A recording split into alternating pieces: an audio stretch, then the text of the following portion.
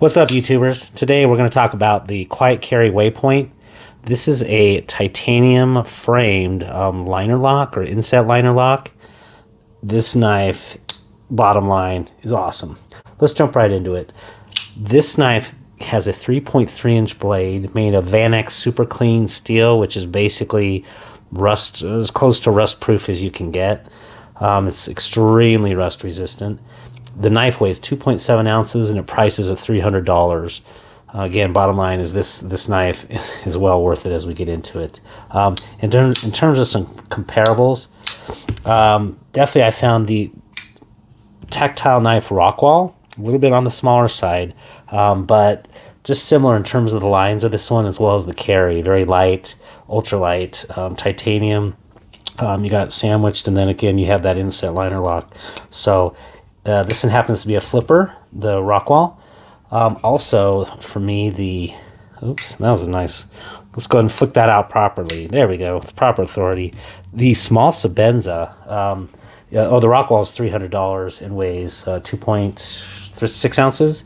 The small Sabenza weighs 2.9 ounces, comes in at a price of $375. It has the nice hollow ground that the Quiet Carry Waypoint has as well too. So whereas the Rockwall has a flat ground there, not full flat, but saber, fairly high, but a very narrow knife. So those are definitely some comparables, in terms of like maybe price, carry, and materials and so forth. And then of course I'd be remiss if I did not also show the my nearly full titanium bug out.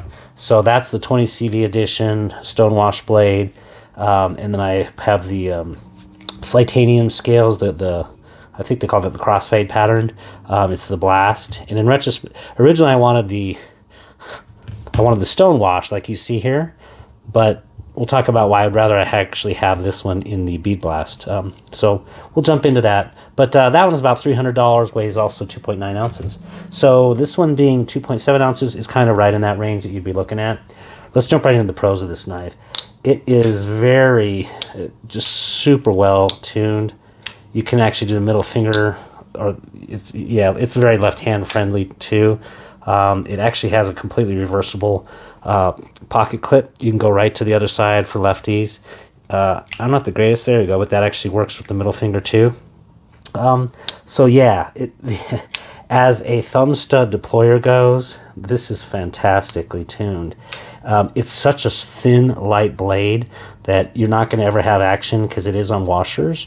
You have to kind of flick it down, but you're never going to really have that. But kind of like the Sabenza, it's so satisfyingly smooth. The washers are just super well tuned that you almost love and enjoy coming back slowly. So fantastic.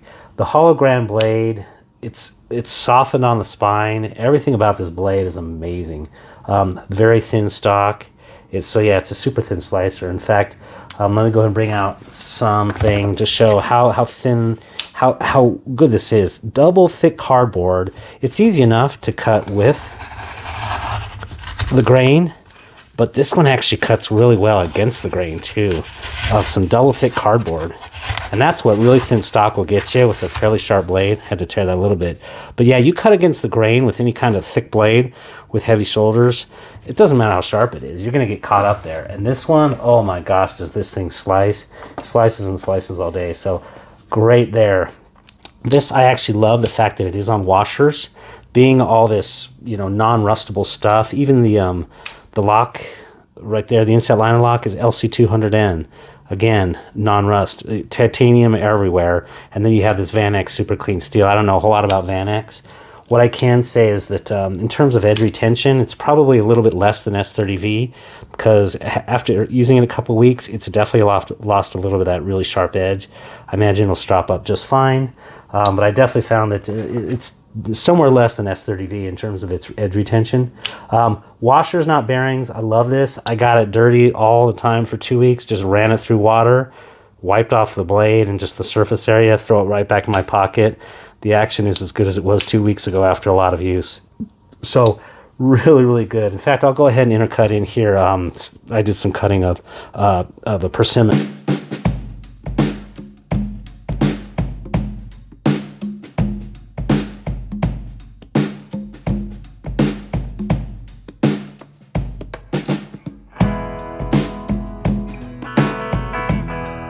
And it did really well. And actually, I kind of liked it once it lost that really sharp edge, is I could use it as a paring knife, and it worked really well. And I didn't worry about it like going right in like it was a razor sharp. So really, I'm singing the praises of this. The carry on this knife, it's extremely thin.